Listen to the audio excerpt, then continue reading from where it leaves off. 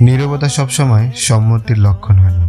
অনেক সময় নীরবতা ক্লান্তির লক্ষণ, অসহায় আত্মসমর্পণের লক্ষণ, প্রচণ্ড ক্রোধে কিছু করতে না পারার লক্ষণ, বহু অপেক্ষার পরও না পাওয়ার লক্ষণও হয়।